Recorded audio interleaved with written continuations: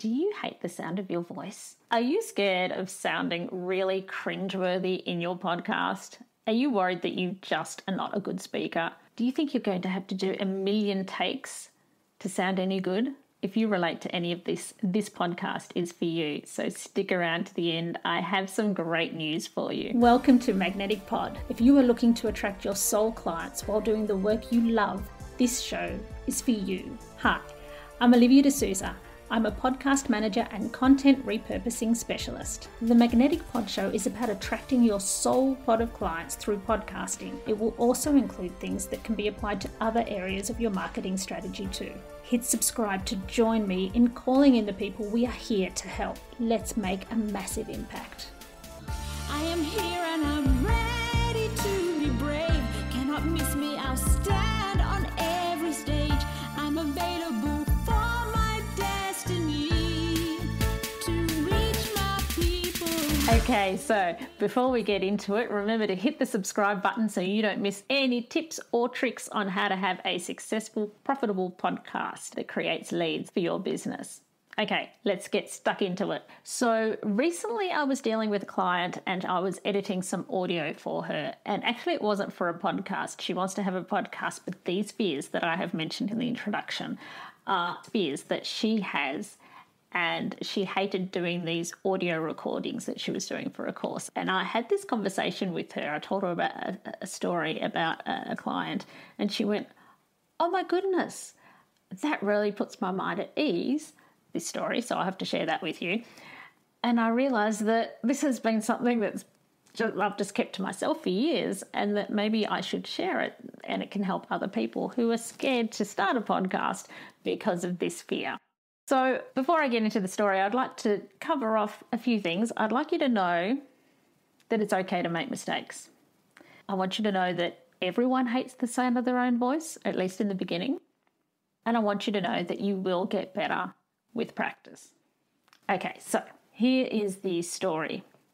A few years back, I was editing a podcast for someone and her podcast was interview based and I'd been doing it for a while. And one time she sent me the interview and I edited it as I usually do. I tidy up, make the sound good, all of these things. And she listened to it and she went, "I hate how I sound in this podcast." And she sounded good to me, and most people would think she sounded fine.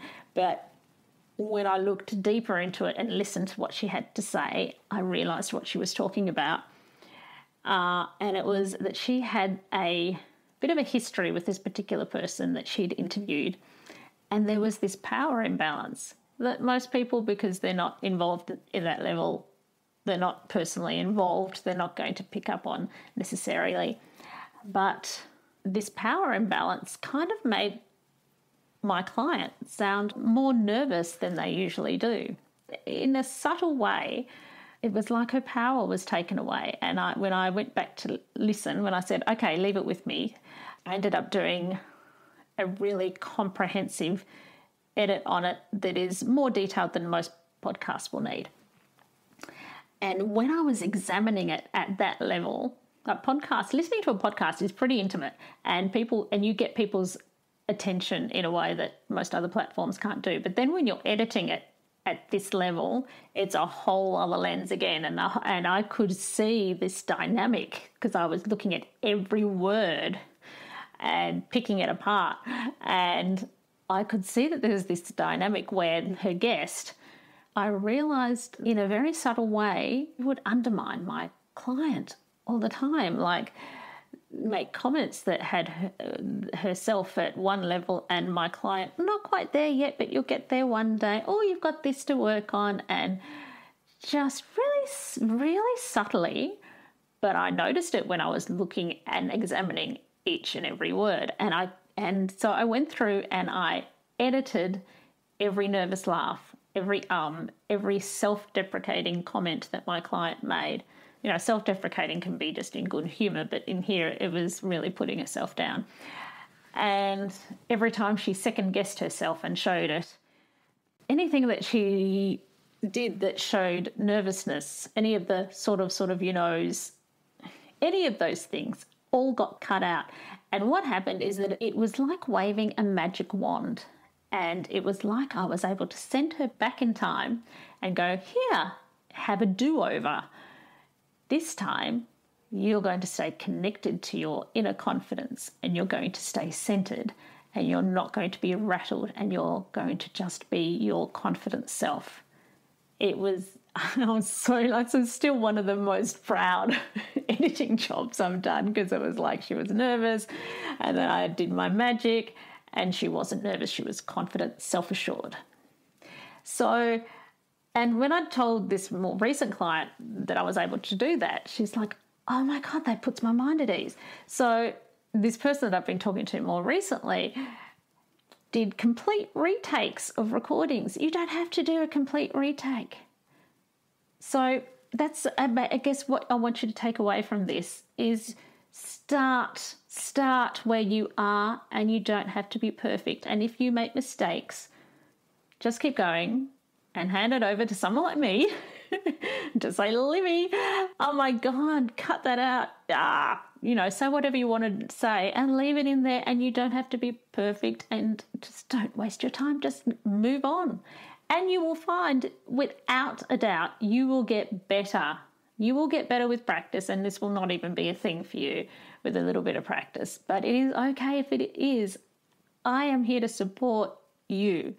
So if it's me that you reach out to, I'm here to support you, and I do not judge, because we are all humans and we all have our little foibles and our little wobbles and our nervousness and our self-doubt and all of that. I'm no different. We all go through these things where we're maybe more confident on one day than another and all of that. So it's okay. Don't stop. Don't restart it from the beginning. It'll take you forever if you're going to restart everything from the beginning every time you make a mistake. Just keep going and I will tidy it up. I'm here to do that. So I just want you to know you don't have to be perfect, and it can be fixed up. And even if you say and do nervous laughs or whatever, just tell me, can you cut out every time I sound nervous? I just cringed, and I'll fix that. I can do that. So I wanted you to know that can be done. I want you to also know that everyone hates the sound of their own voice. That is normal, especially in the beginning. After a while, you won't think about it so much. And you will get better with practice, really. So what I want to say is, life is short. Seriously, we're not here forever. Okay, so do you, be you, and don't let fear and worry about the sound of your voice, don't make that a real thing.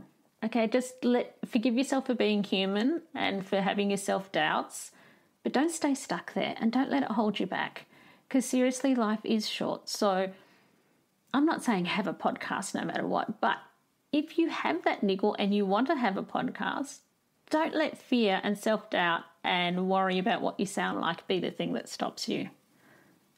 Don't let it be the thing that stops you to do anything, whether it's podcasting or anything. Make mistakes. Like when I learned singing, for example, the teacher told me something that stayed with me, and it applies to every area of life, which he said, make as many mistakes as you can, as fast as you can. So if there's anything you want to do in any area of your life, make as many mistakes as you can, as fast as you can. Just go and do it. It's part of the process. Get it done. If you can learn from someone, like if it's podcasting, obviously I'd like you to learn from me, but if you can learn from someone to shorten that and make less mistakes, of course, go for it. But, don't be fearful of making mistakes, and don't let it stop you from living a full life and pursuing your passions and pursuing your success and getting where you need to go. Every day that you procrastinate about doing the things that are on your heart because of fear and nervousness and self-doubt is another day wasted, and another day that you don't progress. So if you want my help, of course, reach out to me, send me a DM on Instagram, Livy Music Media. So it's LIVVI Music Media, all no spaces or underscores or anything. Send me a DM or find my details in the show notes and reach out. And if you want to start a podcast, I have a tech list on all the things that you need to start, and it's all there's free things on there, and as in free software and free resources and very economically priced microphones that do a great job. And if you need any of that, that's in the show notes too. That's all from me. If you have any comments on this, let me know, and I will see you in the next episode. Bye. I am here and I'm ready to be brave. Cannot miss me, I'll stand on every stage. I'm available for my destiny to reach my people. Gonna be a star, so if you pass on me, that's a shame for you, but Hello, it's Livy here. Have you ever wondered about what the key elements are that make a podcast truly stand out? Or maybe you're thinking about starting your own special podcast and feel a bit overwhelmed and don't know where to start. Well, I have something for you. Introducing the ultimate podcast checklist. Da, da, da, da. It's a step-by-step guide that covers everything from the initial brainstorming to advanced growth strategies. It's the perfect companion for both new and seasoned podcasters. And the best part, it's absolutely free. Da, da, da, da. To grab your copy, simply head to the show notes of this episode and you will find a direct link there, and then away you go. Remember, every podcast started with that initial spark and the right resource, so let the ultimate podcasting checklist be yours.